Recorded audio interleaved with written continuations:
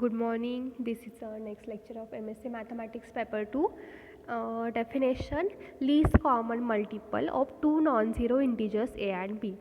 आपण last time काय पाहिलं? ग्रेटेस्ट कॉमन डिव्हायजर म्हणजे GCD पाहिला. आता आपण LCM पाहतोय. LCM पण तुम्हाला झालेला आहे 5वी 6वीला.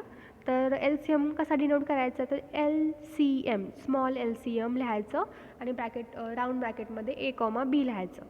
ठीक आहे. मग is a positive integer m satisfying following. LCM हा तुमचा पॉझिटिव्ह इंटिजर असतो m सॅटिस्फाईंग फॉलोइंग. पहिली कंडिशन काय? a डिव्हाइड्स m, b डिव्हाइड्स m. म्हणजे काय की एच्या पण मल्टिपलमध्ये पाहिजे आणि बीच्या पण मल्टिपलमध्ये पाहिजे. म्हणजेच काय की एने एमला डिव्हाइड केलं पाहिजे, बीने पण एमला डिव्हाइड केलं पाहिजे. ठीक आहे. आणि सपोज ए हा सीला डिव्हाइड करतोय, बी हा सीला डिव्हाइड करतोय आणि सी हा स्ट्रिक्टली ग्रेटर दॅन 0 असेल तर एम हा less than or equal to C असला पाहिजे. एम हा सीपेक्षा लहान असला पाहिजे. लहान आहे म्हणून लिस्ट. सगळ्या कॉमन मल्टिपल्समधला लहान म्हणून list common multiple. Last time काय होतं? ग्रेटेस्ट कॉमन डिव्हायजर म्हणजे सगळ्या डिव्हायजर्समधला सगळ्यात मोठा आणि सगळ्या मल्टिपल्समधला सगळ्यात छोटा म्हणजे LCM. ठीक आहे. मग आता पहा, पॉझिटिव्ह कॉमन मल्टिपल्स ऑफ -12, 13. तर पॉझिटिव्ह कोणकोणते डिव्हायजर्स आहेत जे 12ला पण डिव्हाइड करतात आणि 30ला पण डिव्हाइड करतात? तर 60 आहे, 120 आहे, 180 आहे आणि असे खूप आहेत. पण त्याच्यामधला सगळ्यात छोटा पॉझिटिव्ह कोणता आहे? तर छोटा पॉझिटिव्ह तुमचा कोणता आहे? 60 आहे. म्हणून LCM of -12, 30 is equal to 60. ठीक आहे. नेक्स्ट काय आहे? थिअरम. हा पण विदाउट प्रूफ आहे. For a positive integer a and b, GCD of AB into LCM of AB is equal to a into b. आता DCDची आपण कंडिशन पाहिली होती की DCD कसा फाइंड करायचा? कसा फाइंड करतो? तर युक्लिडियन अल्गोरिदमने तुम्ही GCD फाइंड करू शकता. मग आता LCMला असंच काही पद्धत आहे का? तर तुम्ही LCM कसा फाइंड करणार? तर त्या इलेमेंटचा GCD फाइंड करायचा. त्या इलेमेंटचा प्रोडक्ट तर तुम्हाला कॅल्क्युलेट करता येईल कॅल्क्युलेटरवर. आणि LCM काय असणार आहे तुमचा? हे रिलेशन सॅटिस्फाय करणारा इलेमेंट असणार आहे. GCD into LCM is equal to product of that two elements. ठीक आहे. म्हणजेच LCM L is equal to काय असणार आहे? AB अपॉन GCDला D म्हटलं तर AB अपॉन D असणार आहे. हे रिलेशन लक्षात ठेवायचं. ठीक आहे. मग विदाउट प्रूफ आहे. नेक्स्ट काय आहे? Corollary. For any choice of positive integers a and b, LCM of AB is equal to a into b if and only if GCD of AB is equal to 1. म्हणजे काय की a आणि b कोणतेही positive integers आहेत आणि LCM of AB हा a into b असेल तर त्यांचा GCD काय असला पाहिजे? तुमचा 1 असला पाहिजे. फक्त पहा वरच्या ह्याच्यामध्ये काय दिलं आहे? GCD इंटू LCM हा AB असला पाहिजे. तर GCD हाच AB दिला आहे. म्हणजेच काय? LCM हाच तुमचा AB दिला आहे. म्हणजेच काय? GCDची व्हॅल्यू तुमची 1 असली पाहिजे. हे छोटे छोटे क्वेश्चन्स आहेत MCQसाठी.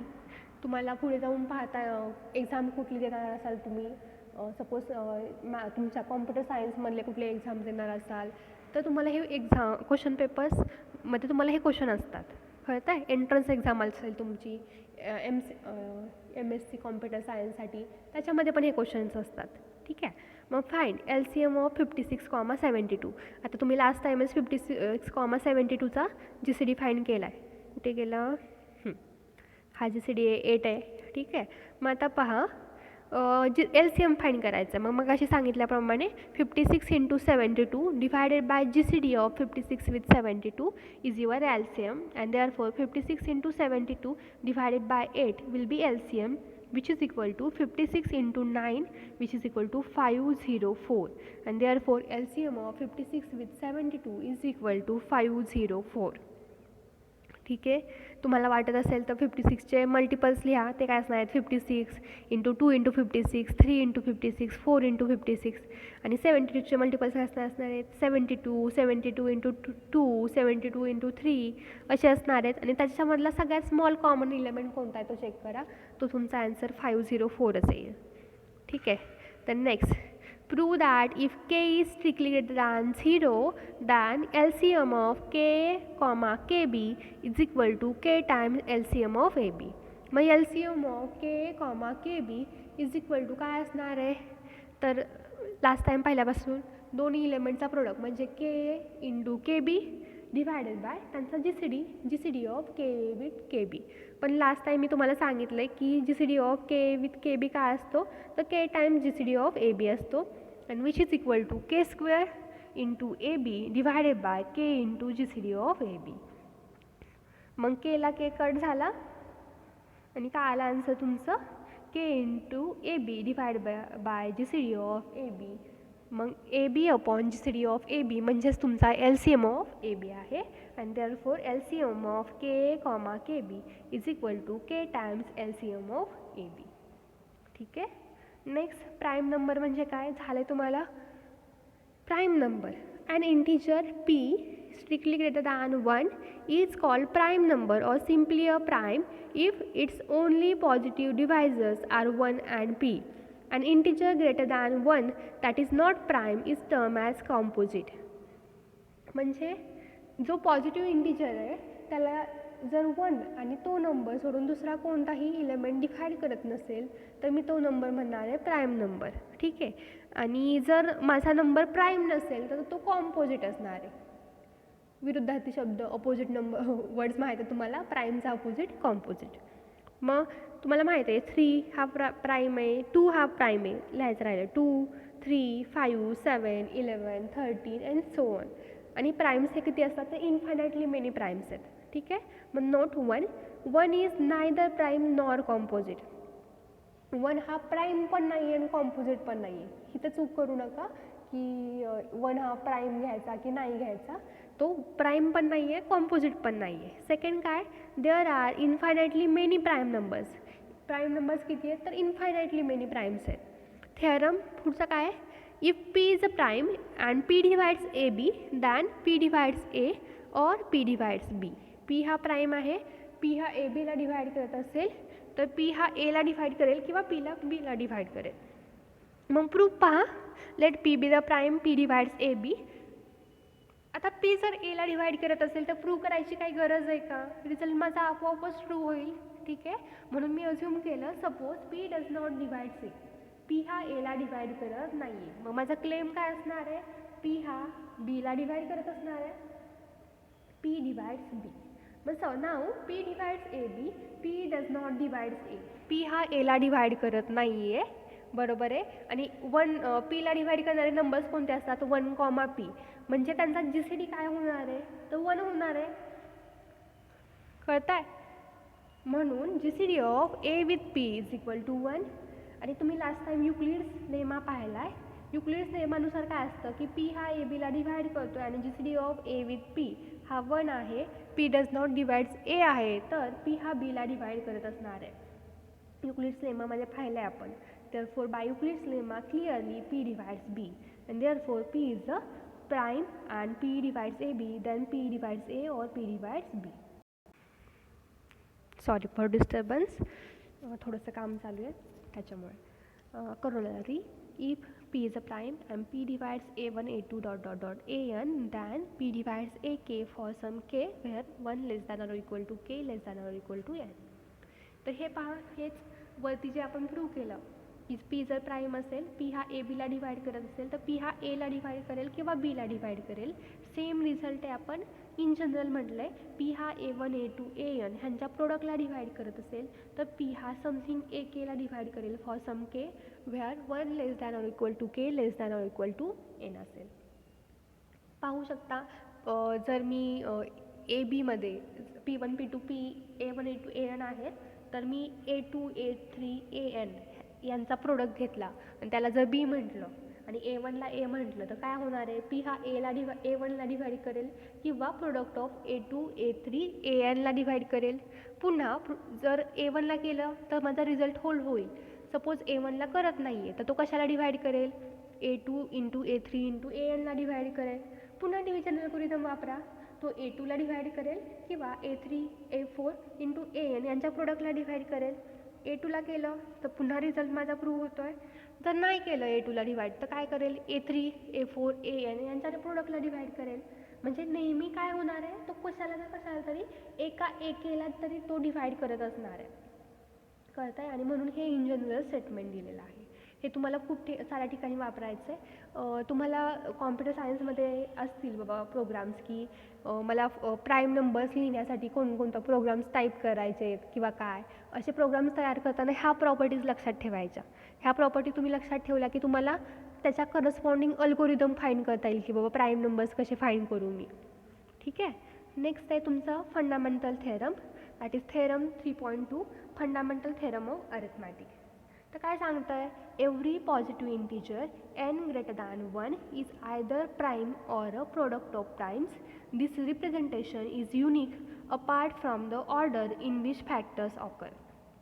म्हणजे काय की प्रत्येक नंबर हा मला प्रोडक्ट ऑफ प्राईम्समध्ये लिहिता येतो आणि तो युनिक वेने लिहिता येतो, फक्त त्यांची ऑर्डर खालीवर असू शकते. मग हे कसं, तर पहा ह्या ठिकाणी लिहिते 6 मला कसा लिहिता येईल 2 × 3 बरोबर आहे.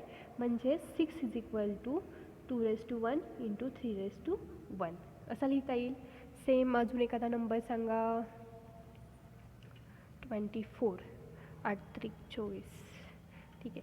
24 मला कसा लिहिता येईल 2⁻3 × 3⁻1. ठीक आहे. प्रत्येक नंबर तुम्हाला ह्या फॉर्ममध्ये लिहिता येतो. हा रिझल्ट आपण सगळीकडे पाहतो.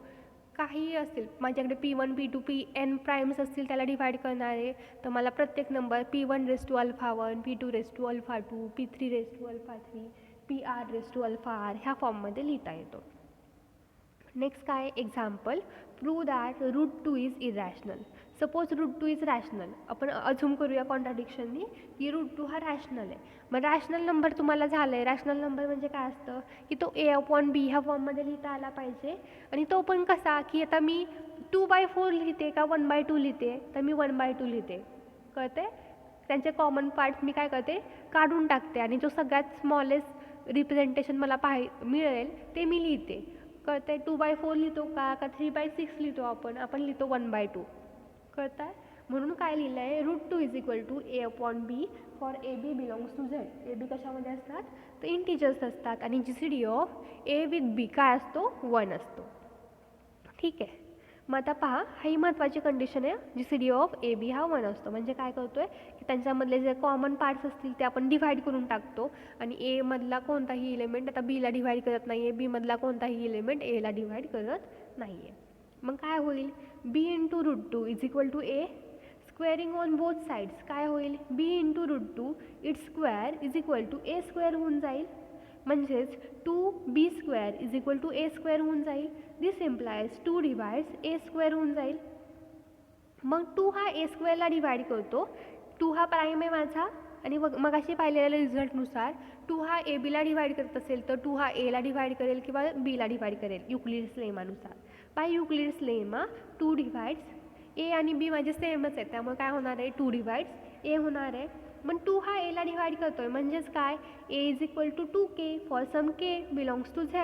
I am putting this in equation 1. We get 2B² is equal to 2K its square which is equal to 2B² is equal to 4K² and which is equal to B² is equal to 2K². 2 cut झाला. मग आता पुन्हा 2 हा माझा RHSला divide करतोय म्हणजेच तो B² ला पण डिवाइड करत असणार आहे. 2 हा B² ला डिवाइड करतोय म्हणजेच तो Bला डिवाइड करतोय युक्लिड लेमानुसार. दिस इम्प्लाइज 2 डिवाइड्स B. मग 2 हा Bला डिवाइड करतोय म्हणजे 2 × K'.